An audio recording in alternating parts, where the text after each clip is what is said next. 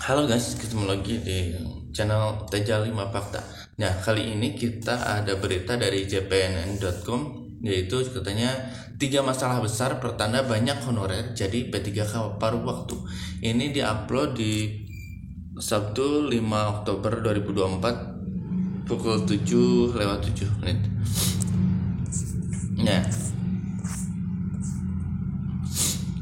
ini jpnn.com Jakarta. Setidaknya sudah muncul 3 masalah serius yang dihadapi para honorer di masa pendaftaran P3K 2024 gelombang pertama. Pertama, pendaftaran P3K 2024 gelombang pertama dibuka 1-20 Oktober 2024 menjadi jatah pelamar prioritas pelamar guru dan bidan dan tahun 2023. Ex honorer K2 dan tenaga non ASN atau honorer yang masuk database PKN.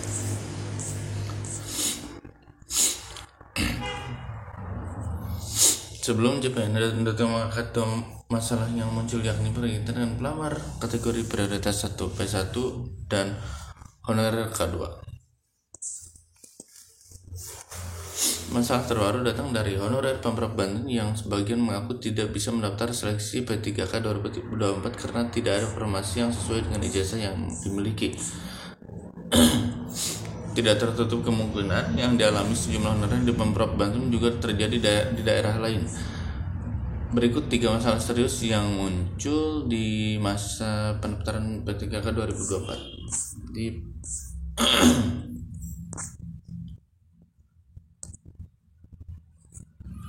Pelamar P1 merupakan peserta yang sudah lulus passing grade seleksi P3K 2021, tetapi hingga saat ini belum mendapat informasi. Mereka bukan hanya guru honorer mengajar di sekolah negeri, sebagian merupakan guru di sekolah swasta dan atau P1 swasta. Nah, yang berikutnya, pembina Forum Guru Honorer Negeri lulus passing grade seluruh Indonesia FGHN LPSI Hetikus Trianingsih mengungkapkan hampir semua P1 swasta belum bisa mendaftar P3K 2024 karena pihak yayasan tidak mau memberikan surat izin. Teman-teman P1 swasta kesulitan mendapat surat izin yayasan sebagaimana yang dipersyaratkan Kemendikbudristek, kata Eti kepada JPNN.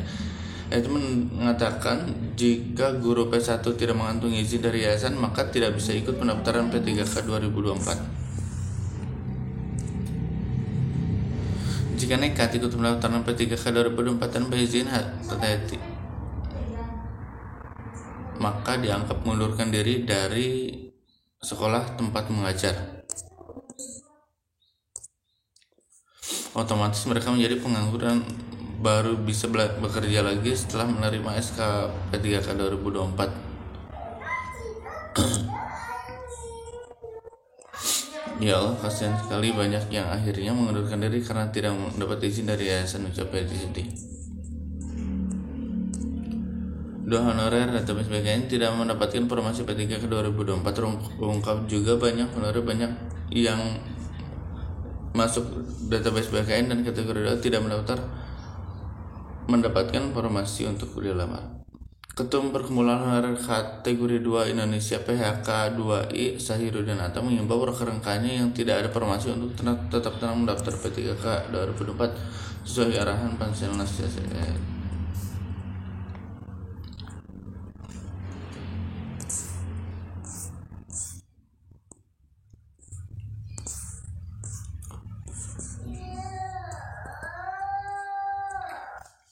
Terlepas dari soal persoalan informasi atau tidak, tapi yang wajib membuat organisasi ASN. Kalau tidak ada informasi maka akan masuk pada gelombang kedua. Sairuddin mengingatkan rekan-rekan bahwa pemerintah dan Komisi 2 DPR RI sudah sepakat akan mengangkat orang yang tidak mendapatkan informasi menjadi P3K pada waktu. Koordinator Wilayah PHK 2I Provinsi Kalimantan Tengah Kalteng Tri Julianto juga mengingatkan seluruh honorer untuk mendapatkan seleksi P3K 2024 dan mengikuti seluruh seleksi tahapan. Meski tidak ada informasi harus tetap mendaftar. Honorer tidak mendapat formasi gereja sah. Banyak honorer di Pemprov Banten tidak mendapat formasi. Sudah tentu masalah ini berkaitan dengan masalah kedua di atas. Meskipun tersedia 11.737 formasi P3K 2024 di Pemprov Banten, ternyata banyak tenaga honorer yang tidak bisa mendaftar. Ketua Forum Tenaga Honorer Banten Taufik Hidayat mengatakan proses pendaftaran pegawai pemerintah dengan perjanjian kerja, kendala, dan kualifikasi pendidikan.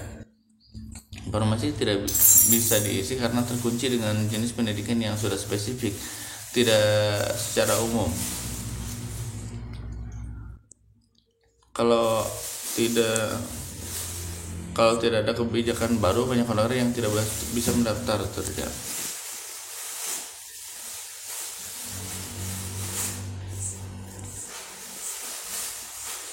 Taufik memastikan akan banyak formasi P3K 2020 terbuang sia-sia bila mana tenaga honorer tidak bisa mendaftar. Banyak formasi tidak sesuai latar belakang dan pendidikan honorer. Akibatnya mubazir, ungkapnya. Harusnya formasi yang tersedia secara pendidikan bersifat umum bisa mengakomodasi berbagai jurusan, sama dia. Pada pengumuman seleksi P3K 2024, Pemprov Banten memang kualifikasi pendidikan tersebut secara spesifikasi untuk setiap jenis jabatan yang tersedia. Misal pada jabatan analis kebakaran ahli pertama menyediakan 3 formasi kualifikasi pendidikan disebutkan D4 keselamatan dan kesehatan, S1 kesehatan masyarakat, S1 hubungan masyarakat, D4 manajemen teknologi rekayasa, S1 administrasi publik, S1 ekonomi sumber daya, S1 ilmu komputer, S1 ilmu administrasi negara, S1 keselamatan dan kesehatan kerja, S1 manajemen, S1 teknik, S1 ilmu pemerintahan.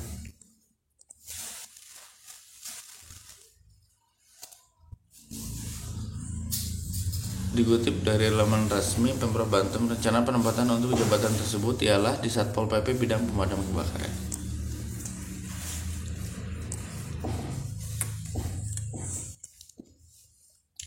Honorer bisa melamar P3K pegawai pemerintah dengan perjanjian kerja 2024 di SK ada PD lain. Apakah para honorer yang tidak mendapatkan promosi tersebut sudah mencoba lowongan di satuan kerja perangkat daerah yang masih berada di satu instansi Pemda?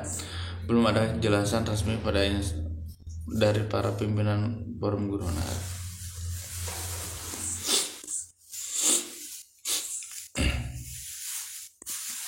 Sebelumnya, Deputi Bidang Sistem Informasi Kepegawaian Sinka BKN Suharman mengingatkan para honorer untuk membaca baik-baik informasi P3K 2024 disiapkan instansi masing-masing.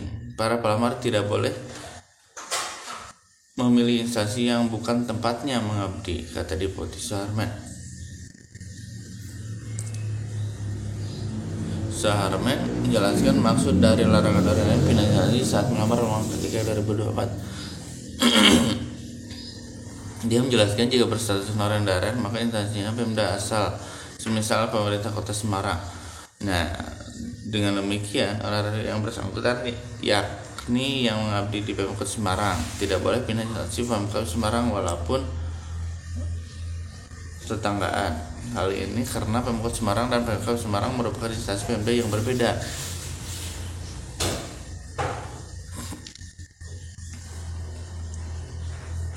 Suharman mengungkapkan bahwa banyak honorer salah kaprah dengan larangan pindah instansi. Tegaskan Suharman bahwa prinsipnya yang dimaksud dengan pindah instansi ialah berpindah ke kabupaten atau kota atau provinsi lainnya.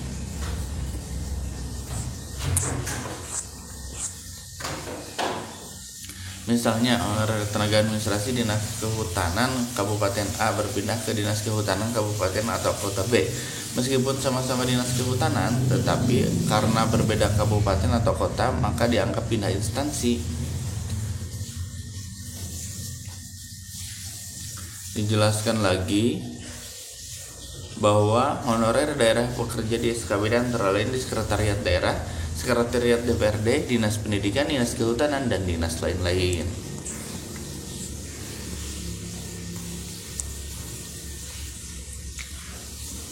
Intinya, honorer bisa pindah SKPD saat mendaftar dan bukan pindah instansi daerah.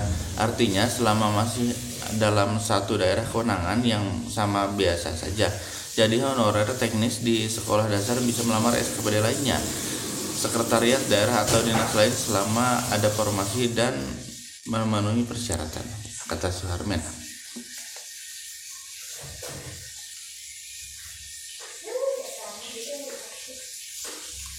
Yang pasti jika ternyata banyak honorer yang tidak mendapat formasi terlepas apapun penyebabnya, maka nantinya jumlah P3 per waktu bakal membludak sesuai regulasi yang diterbitkan terhadap honorer yang tidak mendapat formasi, maka dapat akan menjadi P3 per waktu. Itulah Teja 5 fakta kali ini. See you next video.